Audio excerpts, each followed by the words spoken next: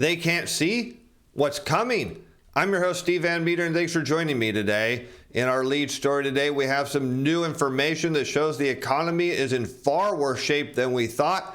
But before we get into that, I want to show you how the central elites are completely clueless, how they have it wrong, and why they can't see what is coming.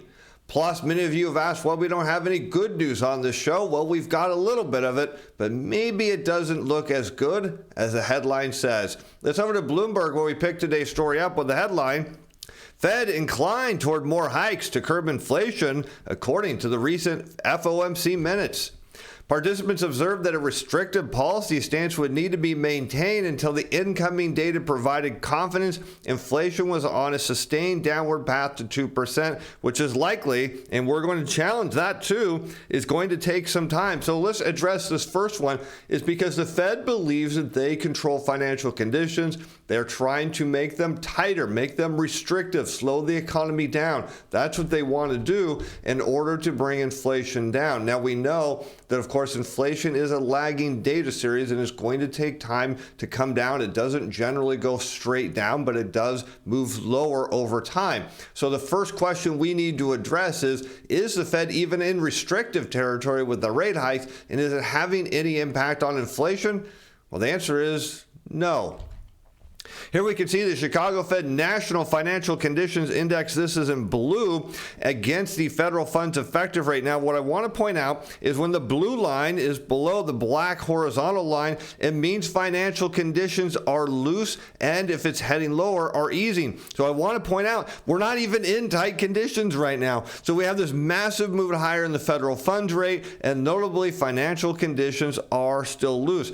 But let's go back to the 1970s and the 80s, and we can note that when the Fed raised rates, financial conditions responded by getting tighter. But somewhere around, we'll say after the 1980s, maybe by mid-1985, things started to change. And this is one of the key things that Jeff Snyder and I have talked about on his channel, Eurodollar University, who I visit every weekend to discuss these things in more detail, is the Fed has no control over financial conditions, but they believe they do. So let's just continue and look a little deeper here. Do we get any indication that the Fed is having an impact? And the answer is no. Here you can see in 2004, they started raising rates. Financial conditions stayed easy until they cut rates and things got tighter. Of course, we know the financial conditions changed because the economy went into a massive recession. Here you can see in 2015 into 2016, they're raising rates all the way through 2018, and financial conditions remained easy. So the notion that the Fed has any control over financial conditions, well, isn't true at all, but they still believe.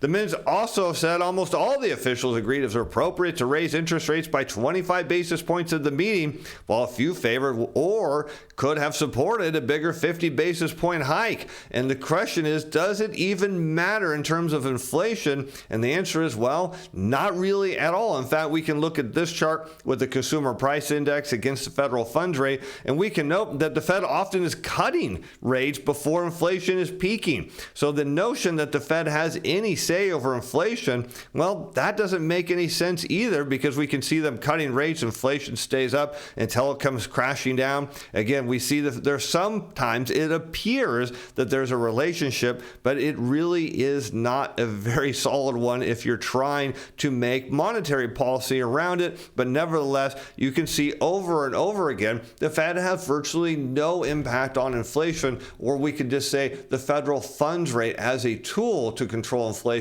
has virtually no impact, and if it does, it purely is coincidental at best. But continue on with how clueless these central elites are.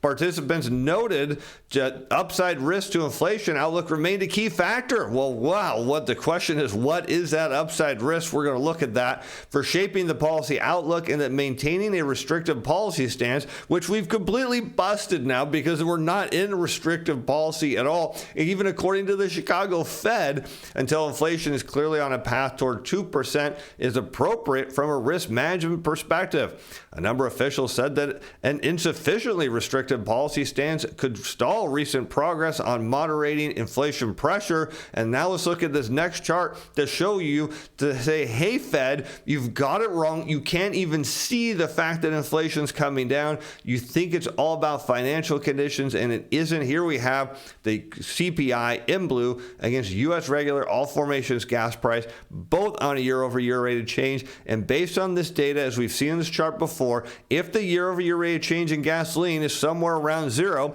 then we can go all the way over here to the left side and get the idea that the consumer price index should be somewhere around 2.5%, just north of the Fed's target. So could you imagine if the CPI came crumbling down to 2.5%? Do you think the Fed would continue to raise rates? Not a chance they would at all. In fact, they might even think about cutting because they start to get nervous that perhaps they were going to overshoot their target in the future.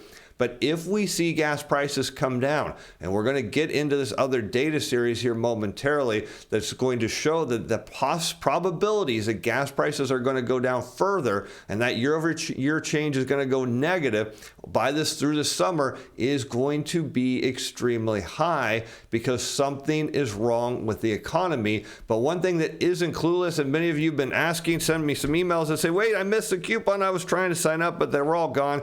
I added a few more just for you. CTA Timer Pro telling you, hey, if you were long this market, you're signed up for this report as a subscriber, you already knew it was time to start cutting some of your long positions, capitalize on the gains. The report was telling you that already. Again, there's, I think, maybe just a few left in the coupon link in the description below. You can find that, and wait till you see what some data I just got for the Sunday show. You're going to be glad when you're signed up for the report because it will give you an idea of what is to come. Now, let's take a look at this new information we got that shows the economy is in far worse shape than we thought. WTI extends losses after another massive crude bill. That from Zero Hedge. Let's start out with the API, who last night listed crude oil inventories up 9.895 million. Now, what I want to suggest to you is in an economy like ours, energy is key. That when the economy is expanding, there is a demand for energy and an increasing demand for energy, which should send prices higher, keep inventory levels low or declining. So when you start to see inventories rise, then it tells you there's a problem. Now, one-off, 1 week report means nothing, but when you start to see week after week after week of product of builds in the energy space, whether it's crude oil or on the product side, it's telling you something is wrong with the economy, because right now the prevailing view is the economy is in good shape. We're coming into a soft landing. There's demand here, and the energy sector is saying no way. In fact, let's look at the EIA data from the official government data, which came out today. And what do we see? Crude oil inventories up 7.648 million barrels. Distilled stocks, after a draw last week, up 2.698 million. Gasoline inventories, which have been building, finally had a little relief, down 1.856 million. But what you're seeing from the energy space is something is wrong with the economy, because it's a leading indicator. You know, people often ask us, what can I look at that gives me an idea of where the economy is headed? Well, there's two key things. We're going to look at both of them now. Energy sector and the initial claims data, which we also got today. But let's check these charts out, because I want to show you just how key this energy sector is. We've already now looked at the gasoline market against inflation and pointed out just how clueless these central elites are and can't see that inflation's coming down. But now what is this energy market telling us about where the economy is headed? Here we can see crude oil West Texas Intermediate in blue. It will remain in blue for the next several slides. First, against the Wilshire 5000 price index, what do we see? Crude oil prices coming down. It is generally, not always, generally a bad sign for the market, telling us the economy is slowing. Here we can see crude oil prices became restrictive, slowing the economy down. But look what happened when they crashed. It brought the market down with it. Here you can see in 26.15, we see energy prices come down, which actually took some pressure off the economy. But look what happened to the stock market. It flattened out. Here you can see again, starting in 2018, energy prices headed lower. The market keeps fighting, trying to find higher.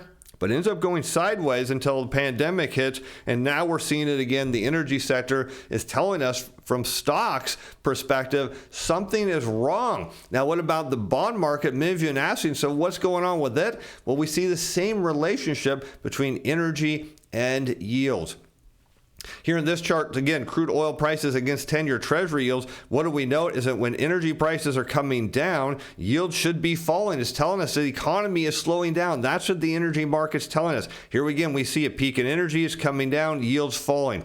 Here we can see peak in energy and oil prices, yields falling. Here we can see, again, energy prices coming down, yields coming down. Energy leading, yields following. Here we see it again. So again, the broad view is that rates have to go higher, and the energy market, crude oil is telling us no, it should be going lower. And how about the manufacturing sector? Well, it's telling us the same thing. Here you can see again crude oil staying in blue against general business activity for the Philly Fed. And what do we notice here? That when the manufacturing sector is heading lower, crude oil prices either flatten out or tend to fall. We can know here the manufacturing sector is falling, telling us demand is slowing, and then crude oil eventually follows suit. Here we can see a long trend down in the manufacturing sector. Crude oil went higher and came crashing down. So you see this relationship. The manufacturing sector is validating that crude oil prices here need to head lower. And of course, you now start to ask the question is, does the Fed have any impact on this? Well, no. Here you can see the federal funds rate against crude oil prices, virtually no relationship here. You note the Fed is increasing rates into what they perceive as a strong economy. Crude oil prices go down, the Fed then panics and starts to cut rates. You see a similar relationship here in around 2006. The Fed's trying to be restrictive. Of course, we know they're not very successful at that. Crude oil backs off a little bit. The Fed backs off. Energy prices surge. The Fed's starting to cut, and next thing you know, energy prices come crashing down. Here you can see again the Fed tightening, or at least raising rates. We'll say that they're not very effective at tightening into a rising crude oil market. Crude oil starts to say the economy's slowing down, the Fed backs off, and then they start cutting. And here we see it again telling us that once again, the Fed's got this completely wrong. But now let's take a look at a little bit of good news just before we see that maybe it's not as good as it looks. The number of Americans on jobless benefits hovers near one-year high, but the good part of the news is from last week, initial claims were down 3,000. Again, you don't get a market crash under this scenario, at least historically. You don't see a bear market here. Initial claims under 200,000 at 192,000. You notice the continuing claims at 1.654 million. Again, a very good number, but total claims, you start adding everything up, jumped 22,000, more than 22,000 last week to 1.941 million. Again, that's telling us that something is wrong in the crude oil bar. Boy, that is telling us that some pain is coming for the jobs market. Here we can see there are periods when the economy is strong, crude oil prices, when they come down, it doesn't have much impact on initial claims.